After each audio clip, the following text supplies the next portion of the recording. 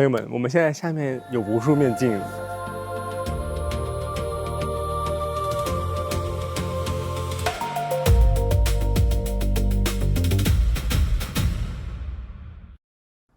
这是一個全新的系列視頻，我會走進各地的世界遺產，看看這些文化和自然奇觀到底值不值得一來，為什麼他們是世界的遺產。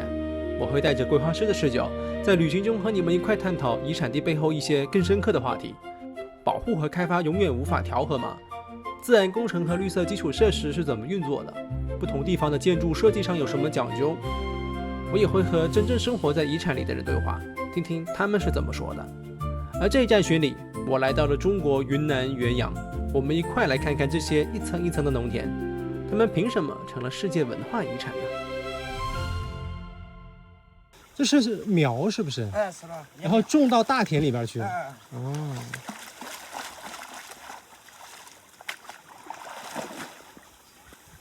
所以我這一次也算是趕上了一個窗口期，4月的最後的尾巴，因為再過個2-3天，這邊都會插上這樣綠油油的秧苗了，就不是那種鏡面波光粼粼的梯田了。然後剛剛老闆也提到，就元陽這邊最好的2個季節，一個是2-3月份，因為那會天氣還更冷一點點，然後早上會比較容易看到雲海跟晨霧。然後另外一個就是9-10月份，因為那會是收穫的季節，然後後邊會是那種金黃金黄的一片一片的，就大家可以想象一下，應該非常的漂亮。所以想來元陽看梯田的朋友可以選擇這2個季節過來啊，當然酒店也會非常的爆滿。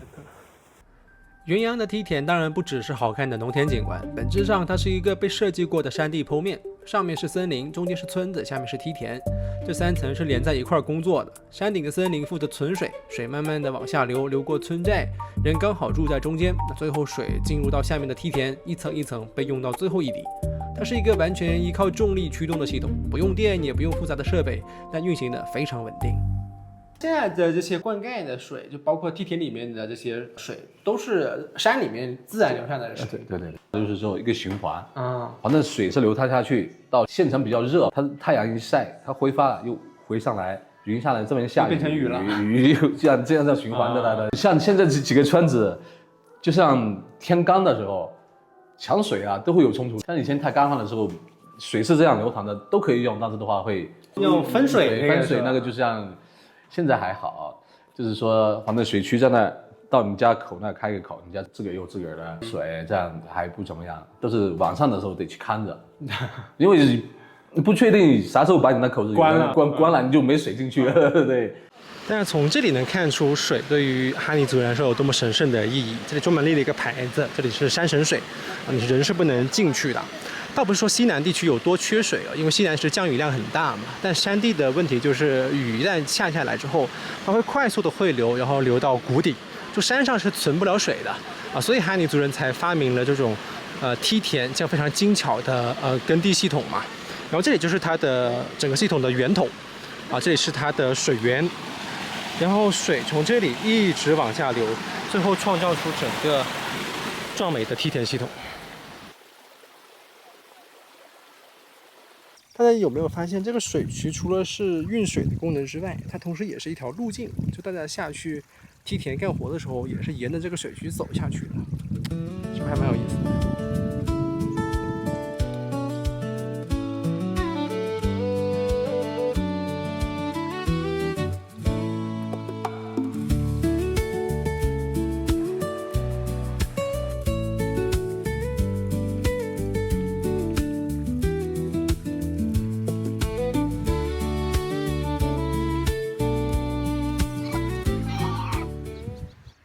大家有機會的話，我建議大家一定要走到這個梯田下面來看看。就從最頂上的觀景台上看，就大家只是覺得很好看。但當你走下來，你才會發現它這個系統的設計有多麼的精妙。就它每一層的那個梯田，它都有那個蓄水嘛，然後它都有一個進水口，還有那個出水口。然後水是順着這個溝渠一路下來，一直到這個最底下的，就是它每一滴水都不浪費，就沒有水是白花花的流走了。我覺得這真的勞動人民的智慧啊！這個魚是那個放的魚苗進去的嗎？還是他自己有？這不是魚苗，它就這麼大，就這麼大啊！在我們當地的鯽魚，就這麼直接撈是吧？又一條。哎呦，哎呀，活蹦乱跳啊！除了梯田是一个垂直农业系统，你会发现中国西南地区的不同民族也是垂直分层的。这和城市里面我们習慣把所有人放在一個平面上生活是截然不同的思路。比如說在河谷平原，主要是傣族、壯族生活的地方，他們也是少數民族裡面比較多數的嘛。再往上，在半山腰住的是彝族，他們是混合農業。那再往上才是哈尼族。山上沒地了怎麼辦呢？他們就有了梯田農業。這種垂直分層和農業的生產模式是息息相關的，因為不同海拔的水熱資源跟地資源差異很大於是在過去千百年裡，從西南民族遷徙走廊一路南下的人們，慢慢的在山的褶皺裡找到了最合適自己的生活方式，最後有了我們現在看到的一座山就是一座垂直城市的狀態。當然這個比喻可能不太嚴謹但是有點這個意思，不能叫做物種的垂直分布，應該叫民族的垂直分布。哈尼族去了以後就是彝族，像苗、壯、瑤、傣都有。我們哈尼族從青藏高原那邊一直順流到綠川，我們是從綠川那邊分支過來的。開始分過來是有5兄弟還是6兄弟這樣分過來，這是6兄弟到這兒又分開，下面又分，這可能太多了。像我們還小的時候，80幾年的那時候，真的是那時候哈尼族不和外面通婚的。現在不存在那種，現在都可以了。藏族、漢族，不管是啥人都可以通關了。聽老一輩的講，我們哈尼族選擇村落的時候，就是拿幾個雞蛋，就是像我們村子要選擇，像打個比方，在那個山頭或者那個山腰選個地方，把雞蛋埋在那兒，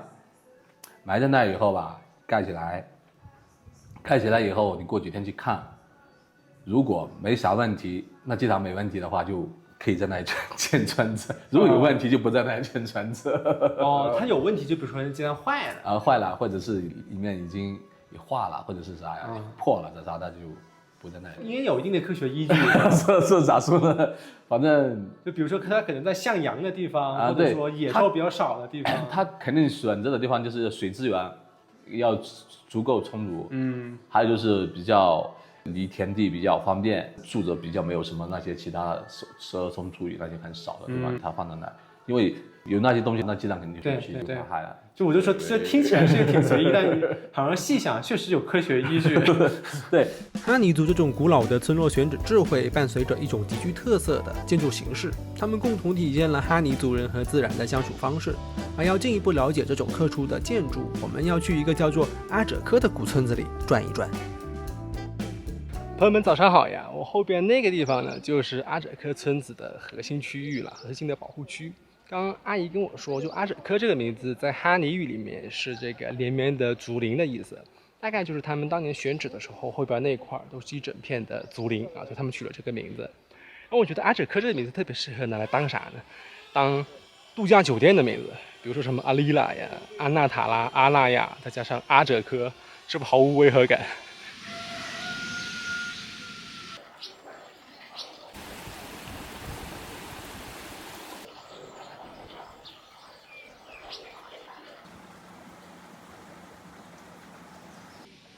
那從這個角度能看出來，他們這個房子的屋頂茅草非常的厚，起碼有20公分了，我感覺。就因為雲南這邊的雨非常多、非常大嘛，所以如果只是薄薄一層的話，很容易屋頂就滲水了。所以他們把這個茅草疊了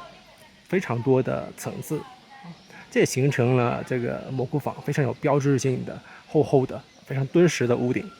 來看我們前面剛好有人在搭這個乾草屋頂。就你看到它一捆一捆的，有非常多層，一層一層的往上疊，然後疊出這個非常具有標識性的屋頂，太有意思了。然後你會發現它最頂上是平的，它其實是4個斜坡吧，然後向4邊，然後它這個斜坡非常的陡，就是越陡的地方就證明這個地方的雨量是越大的，你才能快速把水排走嘛。那看這個就是他們搭這個屋頂用的這個乾草堆。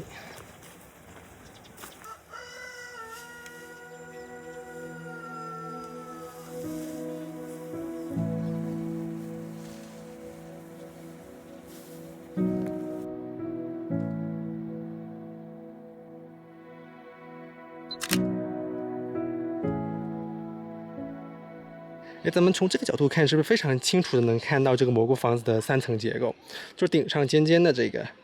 頭頂尖尖啊，它是放東西的，相當於是閣樓啊、儲物間。然後中間這塊是住人的，然後最底下這裡啊，就是住牲畜的，就雞鴨鵝豬，就是住底下這裡，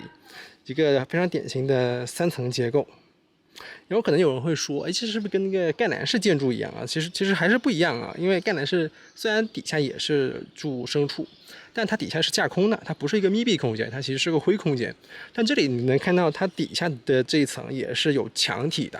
啊，所以還是不太一樣啊。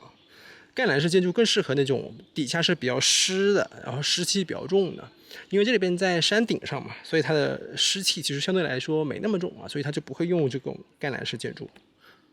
但我有點好奇，就這棟建築最底下這一層真的是住牲畜的嗎？它看起来很乾淨啊，這也不像是養豬養鵝的呀，因為我看到它的鵝都養在這邊，它現在是不是已經不是就是介紹說的那種結構，就可能底下這裡現在也住人了啊，然後小動物們都養到外邊這裡去了呢啊，有知道的同學可以幫忙解答一下哈。大家看我們前面這棟房子非常有意思，就是光看屋頂的話，就是沒什麼特別的吧。你往下看一點點，你會發現，哎，它右邊這一節應該是後面加出去的，是吧？你看到它這個牆面的這種材質做法，跟精細度是不一樣的，應該是後面加了這一塊。今天早上在阿者克這邊轉了一圈之後，發現這邊的房子不管是屋頂還是牆體都非常的厚。因為哀牢山這邊的那個晝夜溫差很大嘛，像白天就很熱，然後晚上又很冷。所以厚實的牆和屋頂就能夠提供保溫隔熱的作用，有點像是裝了一套室內的恆溫系統。但這個恆溫系統它是不依賴外部供能的，所以這種在建築裡邊一般叫做被動式建築。那相應的什麼叫主動式建築呢？就比如說咱們現在住的這個房子，像你現在在看這個視頻，可能你邊上是開着空調、吹着風扇的，然後到了冬天呢，你又有地暖，是吧？這裡是依賴外部供能的，這種就叫做主動式建築，是不是奇怪的知識又增加了？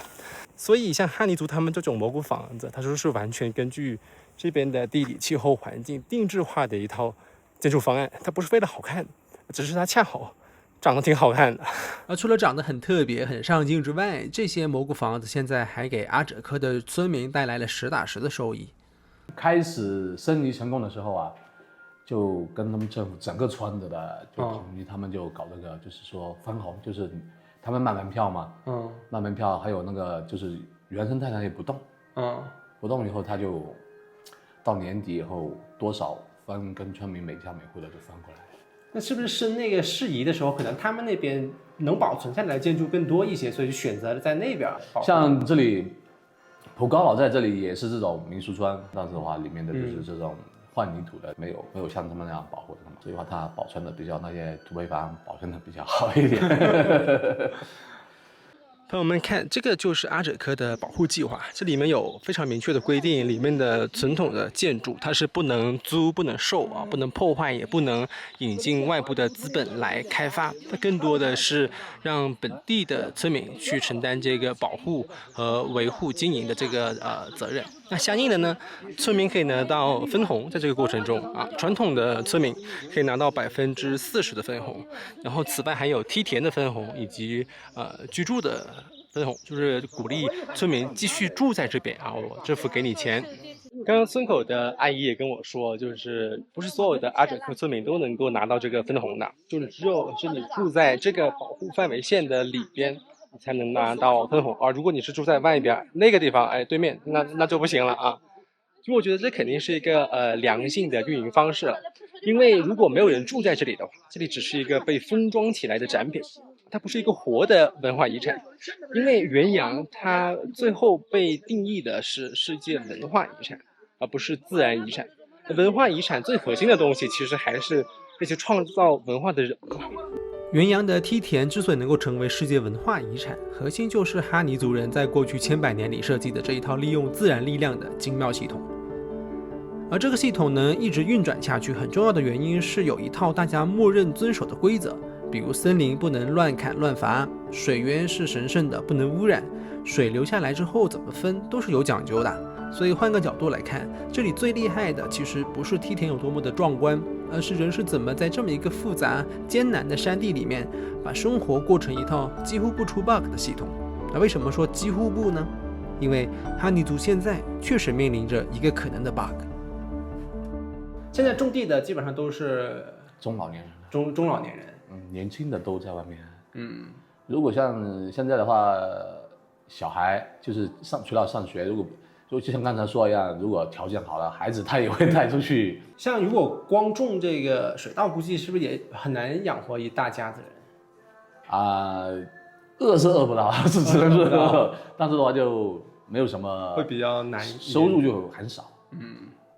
那因為現在種這個水稻還得貼錢。哦，是嗎？你種子啥全都要外面買。對。有可能收割的時候要請人，有可能還要請人。对，種田的時候也要請人。这人力成本、物料成本特別高。對，所以話不像以前可以自個兒留種，現在種子都是要自個兒去買，也很貴，所以話比較費錢，因為怎麼說呢，收割回來算下來的話還得貼錢進去。梯田，如果你在頂上看的話，確實很好看的一個東西。但如果你是真的每天要下到那個谷底去那個耕作、去插秧啊、去維護的話，是一個非常累的事情。就大家看我後邊這條路，它非常的窄，然後他們每天早上都要經過這條小路往下走，因為越往谷底，你的這個水熱的資源就越好嘛。然後你能用的這個地也越多嘛，所以他們大多數是選擇住在那個山上，或者說半山腰，然後他們的耕地梯田大多是在底下的，所以每天要這樣的來回往返，是個非常累的事情。咱們村裡面會有小學嗎？在過去就1公里左右，1公里有小學所以小孩是可以在這邊就就近上學。對，但是比起這個城裡面的質量、教水這些師資，這些肯定是不如那個城。初中的話，在鄉上都有初中，在鄉上有，鎮上也有高中，縣上初高中都有。一般的話，在如果是上初中的話，就是禮拜天過去，禮拜五回來，每個星期都回來。如果是家庭不怎麼好的話，一般就高中畢業以後，如果沒考上，就打工去了。或者甚至於有的，像我們這邊的話，女孩子的話，如果沒上學的話，初中畢業以後就嫁人，了，沒辦法，你出去打工還不如嫁人。來元陽，我們看到的是風景，生活在元陽的人，他們看到的是生活。這也是為什麼元陽梯田是世界文化遺產而不是自然遺產，因為梯田系統的核心是人。這裡最有價值的從來不是風景，而是創造風景的文化，而文化的背後是1000多年來哈尼族和自然的相處方式。只是不知道這些層層疊疊的梯田，在未來的某一天，會不會因為逐漸離開這裡的哈尼族人而逐漸消失。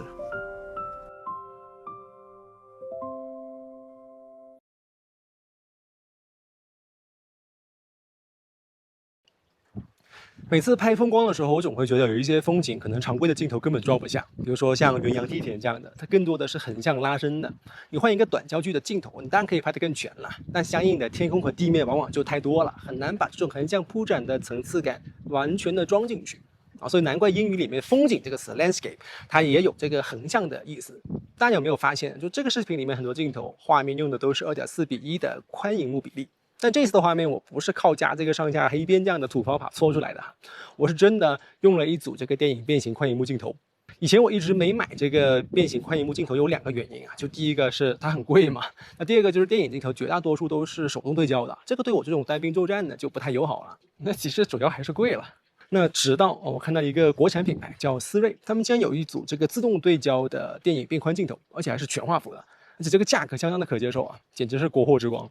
我并沒有收思維的錢吶，那就是這一趟用下來，我覺得這一組鏡頭真的非常的不錯啊，所以和大家來分享一下。星辰系列的這組鏡頭，它一共有3個焦段，50、75、100，3支鏡頭的設計一看就是一家人，是吧？它的這個大小、重量、光圈環這些都非常的統一，它們都是1.33的變寬倍率，你微單長拍16:9的話，可以非常容易的還原成這個2.4:1的經典電影比例。那朋友可能會說了，我直接上下加2條黑邊，不也能做2.4:1嗎？確實哈，我以前也是這麼做的。但加黑邊的做法，它本質是裁掉上下2部分的像素嘛。而變寬鏡頭是在原來的基礎上額外增加了2邊的像素。那拍攝的時候，如果你有外接的監視器，或者像我一樣，我用索尼的系統，還有這個 Monitor and Control 這樣的無線監看 App， 它可以很輕鬆的還原寬熒幕比例。如果你覺得損失點像素或者差點沒什麼所謂，那變寬鏡頭自帶的橢圓焦外光斑以及衝光時候非常酷的橫向拉絲，它就不是可以靠這個上下的 Letterbox 模仿出來的。我以前以為這種拉絲它只有藍色的啊，後來才發現，如果衝着自然光拍，也會有這種自然光拉絲的效果啊。這個我拍出來覺得還是非常的夢幻的。